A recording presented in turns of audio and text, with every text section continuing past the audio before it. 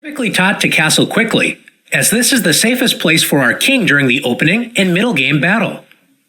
This is often true, but just because your king is castled, it doesn't mean your king is always safe from dangerous kingside attacks.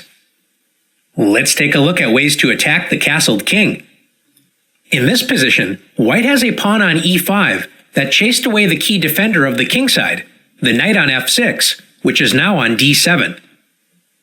Since there isn't a knight on f6, the only piece protecting the h7 square is the king. You might be tempted to play knight g5, joining the bishop in attacking the h7 square. This move would create a weakness after g6, but there is a much stronger attacking idea for white. In this position, white can play the Greek gift sacrifice. The Greek gift begins with the bishop sacrifice, bishop takes h7 check.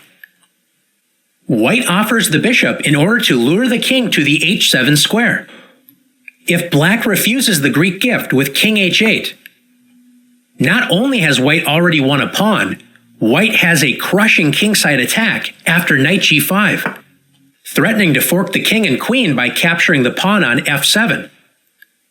After queen e7, queen h5, white is ready to deliver a discovered check with bishop g6 and win the game. Black accepts white's Greek gift with king takes h7. White has sacrificed a piece, so white's attack must be direct and forceful. After knight g5 check, white continues to attack black's king. Now that the knight has left the f3 square, white's queen is ready to join the attack on h5. If black tries to prevent the queen from invading on h5 by boldly advancing the king up the board with king g6, white's queen attacks the king with queen d3 check. If the king moves, queen h7 leads to checkmate. Black is forced to play f5, trying to keep the position closed. White rips the position open again by playing en passant, e takes f6 check. After king f6, queen f3 check. Black's king has two options. If black plays king g6, after queen f7 check, and king h6, successful kingside attacks don't always have to end with a flashy checkmate. Notice that black's king is now on the same diagonal as white's dark-squared bishop. After knight takes e6 check, white's knight attacks black's queen and discovers the dark-squared bishop's check on black's king. White will capture black's queen on the next move. If black tries to avoid losing the queen and plays king e7, white has a forced checkmate in two moves. Can you see it? After queen f7 check, king d6. White delivers checkmate with knight b5. After bishop takes h7 check, king takes h7, and knight g5 check.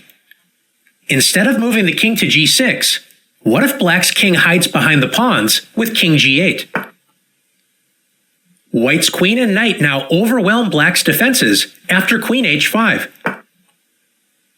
You know it's a bad sign for the defender when the best move is to sacrifice the queen with queen takes g5. Having a pawn on e5 is very important in the Greek gift sacrifice, as black would love to play knight f6 to help protect the king. Since checkmate is being threatened on h7, black may try to give the king room to escape after bishop b4. Instead of forcing the king to f8 with queen h7, the simplest way to win the game is to destroy the black king's pawn protection by first playing queen takes f7 check. After the forcing line king h8, queen h5 check, king g8, now that the f7 pawn has been captured, white forces the king to the e7 square after queen h7 check, king f8, queen h8 check, king e7, and since black's king is no longer shielded by the f7 pawn, white delivers checkmate after queen takes g7. Checkmate. Let's take a look at this position again, but with a slight difference. This position is very similar, with white having a pawn on e5 that prevents a knight from moving to f6, an important detail in the Greek gift. Notice this time Black's dark-squared bishop is on e7 instead of f8. Does this slight difference matter? Can't White just play bishop takes h7 and play the crushing Greek gift sacrifice? If White sacrifices the bishop, it is a serious mistake after bishop takes h7 check, king takes h7, because after knight g5 check. In the last example, Black's queen was the only piece that could capture the knight, meaning Black would lose too much material. In this position, Black simply defends with bishop takes g5. And after queen h5 check, bishop h6. Black is up 2 pieces, and White does not have enough pieces to continue the attack. The Greek gift is a very dangerous attacking idea that can win games very quickly, but the attacker also has to stay alert to defensive chances. Let's take a look at one more way to attack the castled king. In this position, Black's king is castled, but it is far from being safe. Notice both of White's bishops are pointing directly at Black's kingside. Once again, Black's king is the only protector of h7, often assigned to attack that square. Watch how White plays an incredible double bishop sacrifice to open up lines to checkmate the Black king. White's attack begins with the powerful bishop takes h7 check. Black's king is forced to accept the sacrifice, as after king h8, Black loses quickly after queen h5. When after the light-squared bishop moves, Black will be checkmated. After king takes h7, queen h5 check, king g8. White's first bishop sacrifice opened up the h-file. Now White rips open the g-file with the second bishop sacrifice, bishop takes g7. White now threatens checkmate on h8.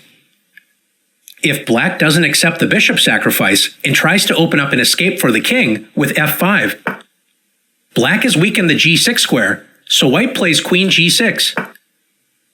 White threatens checkmate on the next turn with bishop e5, so after rook f7, White wins Black's queen with playing bishop e5 anyway, discovering the queen's check and threatening the queen. After Black accepts the second bishop sacrifice with king takes g7, White has opened up the g and h files for White's major pieces to deliver checkmate. After queen g4 check, since king f6 allows queen g5 checkmate, White forces Black's king to the h-file after king h7. Black's king is completely cut off from the rest of its army. After destroying Black's kingside protection with 2 powerful bishop sacrifices, White finishes the attack with the powerful rook lift rook to c3. Black is completely helpless against rook h3. Checkmate is unavoidable.